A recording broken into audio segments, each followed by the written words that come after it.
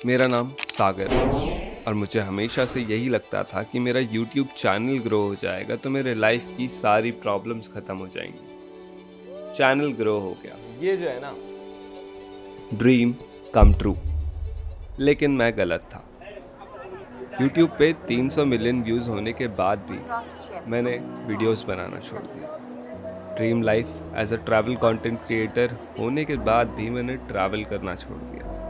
और अब हाल ये है कि कैमरा खोलता हूँ तो शब्द नहीं निकलते।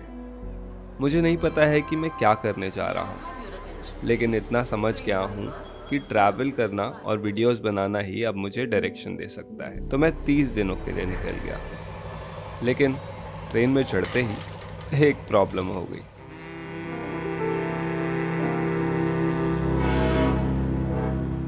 भाई जर्नी के स्टार्ट में ही इतना बड़ा पोपट हुआ है यार कि आप लोग मतलब सोच भी नहीं सकते। इवन मैं नहीं सोच पाया था। 4 घंटे से ट्रेन का वेट कर रहा हूँ। ट्रेन में चढ़ भी गया, अपनी सीट पे गया और आज ना 17 सीट और पता चला जो मेरी टिकट है 17 तारीख की। हाँ,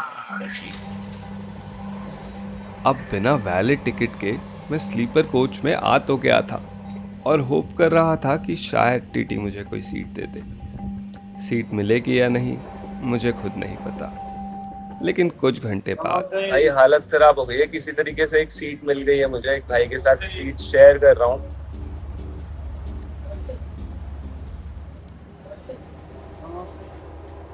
इस जर्नी की पहली रात एक स्ट्रेंजर के साथ सीट शेयर करते हुए बीती, लेकिन फिर भी नींद अच्छी आई।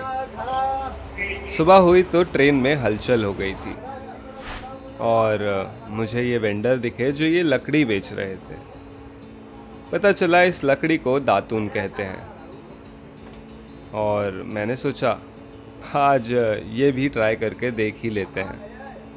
शायद ट्रैवल की यही छोटी छोटी चीज़ें मैंने सबसे ज़्यादा मिस करी थी और कुछ पुरानी यादें भी वापस आ रही थी।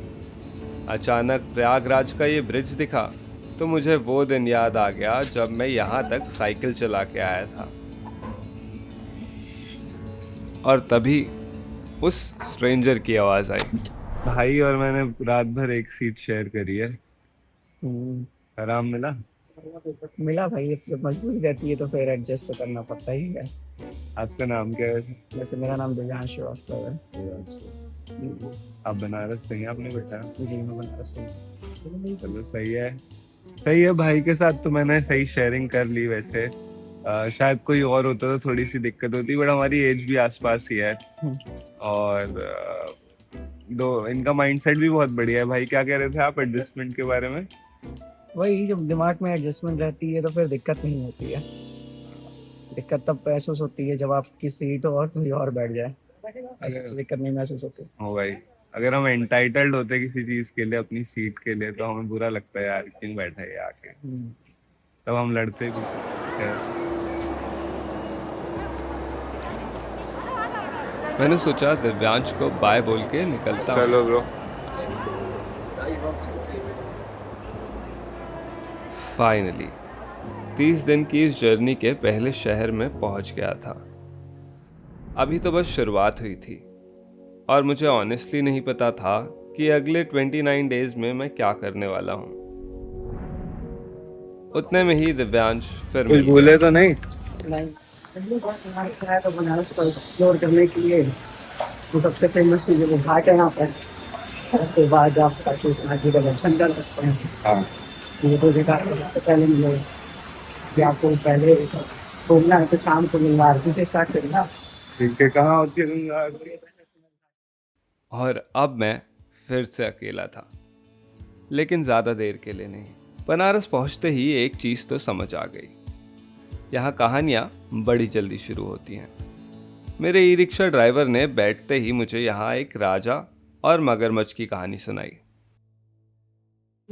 एक राजा थे, वो यहाँ बगल में मोती झील पोखरा है, वहाँ पे एक मगरमच्छ पाले हुए थे। वो मगरमच्छ पाले हुए थे तो रानी थी, सुबह सुबह नहाने के लिए गई तो उनको खा गया। आज भी यहाँ पे मगरमच्छ के खाल में भूसा भर के रखे हुए हैं। अच्छा। आज मार के हाँ, आज भी यहाँ पर रखे हुए हैं। कोई देखना चाहेगा हाँ बिल्कुल बिल्कुल बिल्कुल देख सकता है। हॉस्टल पहुंचते पहुंचते एक चीज़ तो क्लियर थी कि मैंने ट्रैवल में लोगों की कहानियां सुनना सबसे ज़्यादा मिस किया।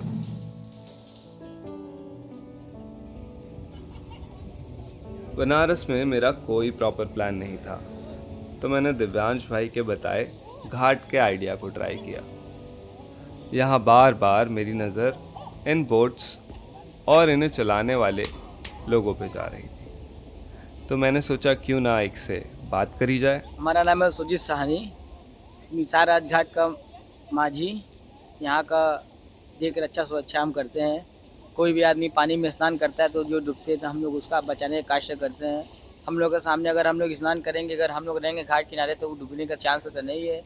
अगर हम लोग नहीं रहें, अगर कोई कस्टमर नहाने स्नान करने जा रहा है, बाहरी कस्टमर को नहीं पता है कि गहरा पानी है कि झूठ पानी है, तो उसके लिए अगर हम लोग देखेंगे तो बचा लेंगे, और नहीं देख पाएंगे तो नहीं बचा पाएंगे।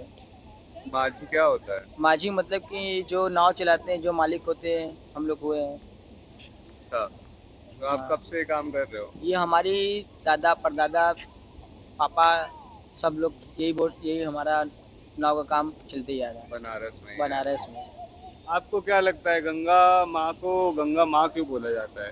गंगा माँ को गंगा माँ बोला जाता है कि ये गंगा माइये हैं, ये और कुछ नहीं, गंगा माँ है। ये इलाहाबाद में संगम, ये यमुना जी, ये सब नहीं, ये गंगा माँ खुद की गंगा माँ है। अगर ये नहीं रहेंगे तो पूरा संसार नहीं रहेगा। इसके हम लोग इन्हीं का हम लोग कमाई खाते हैं, इन्हीं का हम लोग रक्षा सुरक्षा करते हैं, इसीलिए माँ बोलते हैं। इसीलिए हम लोग माँ बोलते हैं। ये हमारा ये जीवन साथी है, अगर ये नहीं रहेंगे तो धरती पर कोई रहे नहीं करेगा, कोई भी इंसान नहीं रहेगा। हम लोग क्या, कोई पूरा पूर्वांचल में कोई नहीं रहेगा, हम लोग तक पूरा कतवा रहा है। पूरा पूर्वांचल सूखा पड़ता है। पूरा पूर्वांचल, जब ये नहीं रहेगा तो पूरा देश नहीं रहेगा। कहाँ से पानी आएगा? ये जब गंगा माँ आई, जब ये आदमी जो पानी पी रहा है, किसका पानी पी रहा है? जो वाटर, शुद्ध जल, ये जल, बिस्लरी जल, कौन पानी है? अब इसी का पानी। बनारस के इन घाटों पे इसी तरह मैंने 3 दिन गुजार दिए और एक चीज़ नोटिस करी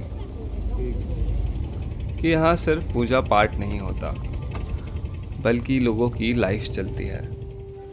कोई क्रिकेट खेल रहा है, कोई पेंटिंग बना रहा है, और इन सब के बीच मेरी नज़र एक ऐसी चीज़ पे पड़ी जिसके बाद कुछ देर के लिए मेरा ध्यान कहीं और नहीं गया।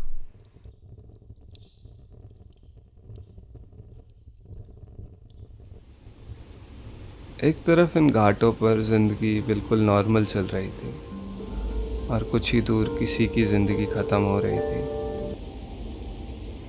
पिछले कुछ सालों से मेरा दिमाग में ना पता नहीं कितने सवाल चल रहे थे। मैं क्या कर रहा हूँ, मुझे क्या करना चाहिए, जो मैं करना चाहता हूँ वो मैं कर भी पाऊँगा या नहीं। और जितना मैं इन सवालों के आंसर्स ढूंढने की कोशिश कर रहा था, उतना ही उलझता जा रहा था। लेकिन उस जलती हुई चिता को देखते हुए पता नहीं क्यों कुछ देर के लिए सब शांत हो गया।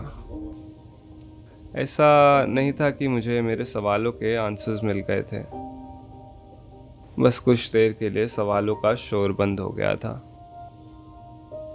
एक दिन तो हम सबको ही जाना है, और स्ट्रेंजली ये सोच के मुझे डर नहीं लग रहा था। एक सुकून सा था कि जब वक्त लिमिटेड ही है तो हर चीज़ को लेकर इतना सोचते क्यों रहना। जो करना है करते रहना चाहिए, और फिलहाल शायद मुझे भी यही करना है।